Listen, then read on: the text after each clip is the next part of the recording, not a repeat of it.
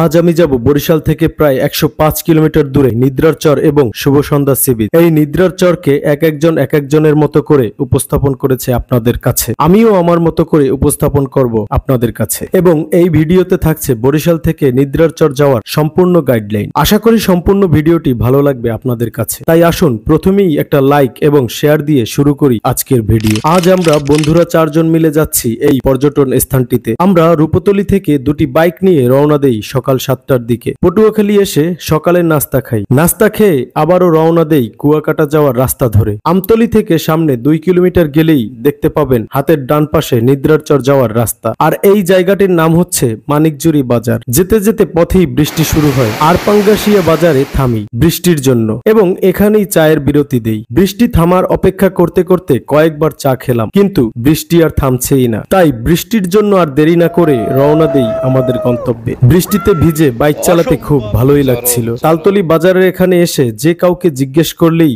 দেখিয়ে দিবে নিদ্রার চরে যাওয়ার রাস্তা। আমরাও জিজ্ঞেস করতে করতে চলে আসি নিদ্রার চরে যাওয়ার প্রধান রাস্তার কাছে। খালপাড় ধরে মাটির রাস্তা ধরে কিছুক্ষণ হাঁটার পরেই কাঙ্ক্ষিত নিদ্রার চরে চলে এলাম। এখানে এসেই দেখি সবুজের সমারোহ, চারিদিকে সবুজ আর সবুজ, অসাধারণ এক অনুভূতি। আমরা গর্বিত যে আমরা জন্মেছি এই বরিশালে। আমাদের বরিশালে যে প্রাকৃতিক সৌন্দর্য দিয়ে ঘেরা, এখানে কেউ না আসলে বুঝতেই পারবেন না। যাই হোক, এখানে এসে আমরা সবাই 17-18 বছরের কিশোর হয়ে গেলাম। দীর্ঘ অনেক বছর পরে এমন অনুভূতি হলো। অনেকেই ভাবতে পারেন ভিডিওটি আকর্ষণীয় করে তোলার জন্য এই কথাগুলো বলছি, আসলে তেমন কোনো বিষয় না। এখানে আসলে আপনিও বুঝতে পারবেন সত্যি বলছি নাকি মিথ্যা। বন্ধু সোহেল আছে আর গান হবে না তা কি হয়?